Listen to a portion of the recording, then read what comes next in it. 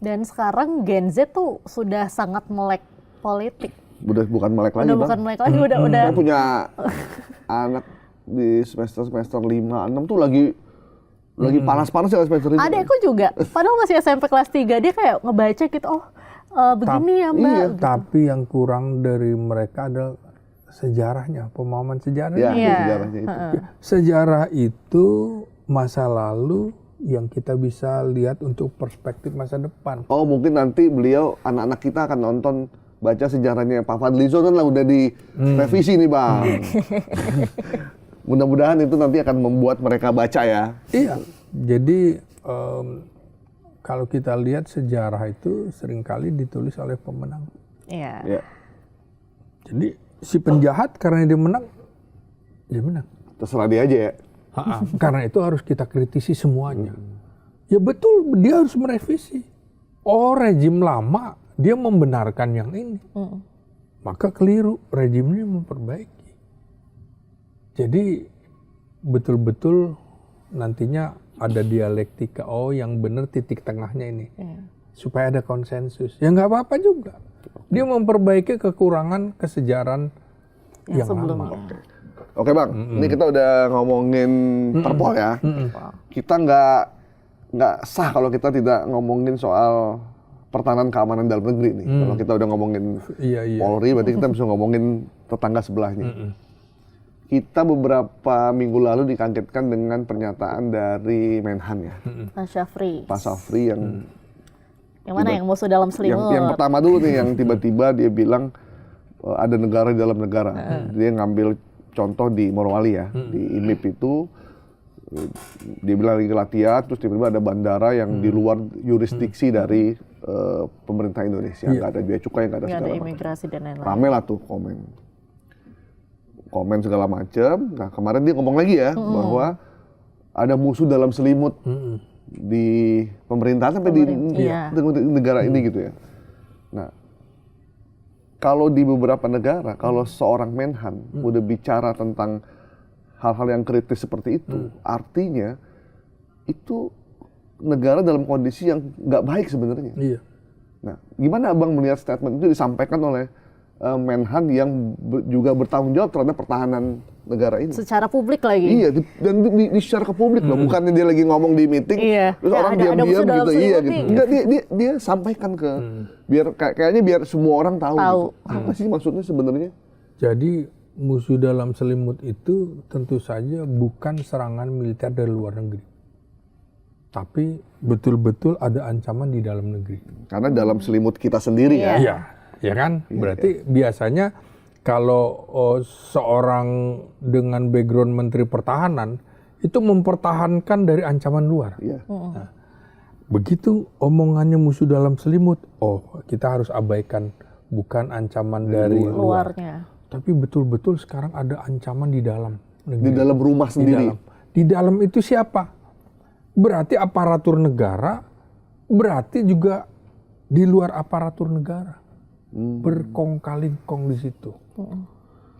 Berselingkuh di dalam selimut. Ngeri lagi kan? Ipar dalam maut dong.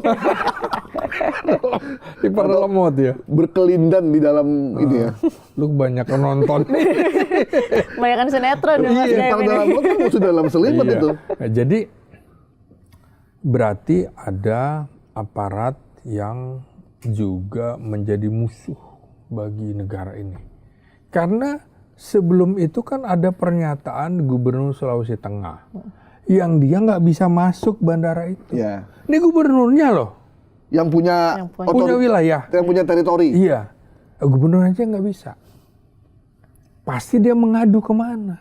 Kan kira-kira gitu. Dalam perspektif saya, bahwa dia mengadu kepada Menhan. Pak Menhan, saya aja nggak bisa masuk.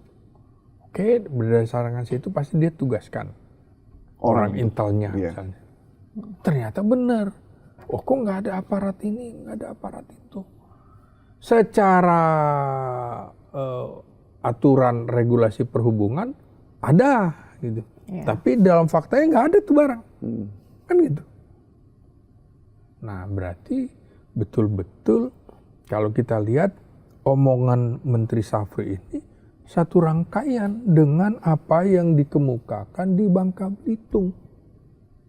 Ya kan? Kita kaya dengan sumber daya alam timah. Belitung kan itu. Timah, Iya. Bang. Terus Morowali nikel, boksit, Iya. ya kan? Berarti ini dilarikan keluar oleh siapa? Ya orang dalam. Musuh dalam selimut itu. Ya iya. Kan sebelumnya ada pernyataan dari Tiongkok bahwa dia membeli nikel dari Indonesia. Harganya sekian. Tinggal kita kali pajaknya mana buat kita. Iya. Kok nggak ada? Nggak ada. Kok laporannya nggak ada nih? Iya. Menjual ke sana. Ya berarti ada oknum. Dari mana? Berarti dari pelabuhan udara, dari pelabuhan laut. Kan ditangkap oleh Angkatan Laut, Iya, kapal iya. Angkatan Laut. Nah berarti benar nih selama ini. Sekian lama terjadi. Seperti negara dalam negara. Iya. Tidak ada kehadiran aparatur negara. Negara tidak hadir di situ. Berarti Pak Safri bukan sekedar omong-omong ya. Omong-omong. Emang real ada kenyataannya. Emang Saya ada harap oknumnya. kemudian ada tindakan. Kalau nggak ada tindakan, lu omong-omong juga Iya, lu, iya, gitu kan? Iya, iya, iya. Iya. Ya kan? Berarti dia kan mendapatkan tugas untuk melindungi sumber daya alam, kan? Hutan, ada satgas-satgas. Terjadi SPKH. tuh, omongan dia nggak lama kemudian ada bencana di Sumatera. Iya. Bencana sumber daya alam kita kan hilang, Iya. segala macam.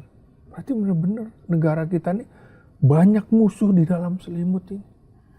Musuh. Terjadi perselingkuhan di dalam selimut. Dan itu udah cukup lama terjadi. Bang, saya 2 tahun lalu ke Bangka Belitung. Saya belum pernah ke Bangka Belitung sebelumnya. Kemana aja lo? Ya, itu juga diundang. Ada acara sih itu. iya, Tapi dalam benak saya, Bangka Belitung. Kalau waktu kita sekolah SD, SMP, Bangka Belitung itu penghasil timah terbesar. Itu, Bangka Belitung. Jadi kalau di halaman rumah kita cangkul aja. Ada itu timahnya. timah. Dulu kan kita Bangka Belitung, timah, buton, aspal gitu kan. Iya benar. Geografinya nilai bagus lo ya. Papua, biji besi, emas, segala Emas, macam kan. iya. Gue percaya berarti sekolah lu benar. Enggak punya beneran. ijazah asli. Asli. Nah, begitu sampai, itu benar-benar di luar ekspektasi, Bang. Hotelnya juga, ya hotelnya bagus, cuman baru itu pun cuma 1 doang. Sisanya itu hotel-hotel yang pinggir jalan gitu ya. Dan saya nginep di hotel yang pinggir jalan itu. Iya. Terus nggak ada kemajuan dalam bayangan saya di Bangka Belitung produksi timah dari mulai saya SD sampai udah punya anak gadis ini, ternyata tuh kotanya masih begitu, Bang. Kemudian saya datang ke satu wilayah, terus saya bilang, ini punya siapa, Mas? Ini kita kemana? Saya bilang, ini kita ke kantor. Ini kantor Iya, pemerintah nih. Oh, ini sewa di sini. Oh, ini kita sewa. Yang punya disebut satu nama lah. Hampir semuanya punya dia. Saya bilang, "Buset." Dan masyarakatnya tuh nggak kaya seperti bayangan kita gitu. Iya. Padahal tanahnya sangat kaya ya. Tanah sangat kaya gitu. Dan saya bilang, dia bilang nanti Mas, nanti kesana lagi lebih menyedihkan lagi. Dia bilang. Artinya Bang, Iya. selama bertahun-tahun ini kita harapkan kalau ada satu sumber daya di satu wilayah, maka masyarakat sekitar itu harus kaya dulu kan. Harusnya. Tapi di kita kan enggak. Udah masyarakat yang nggak kaya, duitnya juga nggak kemana-mana buat masyarakat Indonesia secara umum. Nah, apa yang disampaikan Pak Safri itu relate dengan apa yang terjadi Betul. saya alami. Iya. Gitu. Jadi, abang bagaimana nih? Tapi kan omongan Pak Safri itu kayak sambil lalu aja akhirnya. Orang mungkin udah hopeless kali ya. Kalau saya, aduh gimana ya? Sama dengan kasus pembalakan di Sumatera itu. Ketika pemerintah cuma mengumumkan 2 perusahaan melanggar. Kok cuma 2 perusahaan? Ada di 3 provinsi. Lebih dari 1.000 saudara kita wafat. Iya. Kok cuma 2? Gitu. Artinya memang begini ya. Saya ngelihatnya. Penjajahan di dunia yang dilakukan negara-negara penjajah itu, kolonial, itu mengincar negara yang sumber daya alamnya kuat. Di mana itu? Di Asia dan Afrika. Maka Asia Afrika adalah negara-negara tertindas yang dijajah. Tapi celakanya sekarang, bekas negara yang pernah dijajah-jajah itu, terjadi penjajahan di dalam negerinya oleh warga negaranya. atau penjajahan asing melalui proksi di dalam negeri. Iya. Makanya itu betul pernyataan musuh dalam selimut itu kenceng, Bu. Kita ikut bedah di sini. Mesti kita gelorakan juga tuh musuh dalam selimut itu. Siapa orang itu ya? Iya. Ya kita nggak usah Oknum sebut lah yang mana namanya. ya? Aduh. Sedih ya. Tapi yang namanya musuh dalam selimut kan nggak bisa agak susah ya. Orang dalam selimut bang, kan kita Iya. nggak bisa Kita lihat. nggak kelihatan. Dan itu Kecuali tidak kalau musuh samping selimut bisa kelihatan.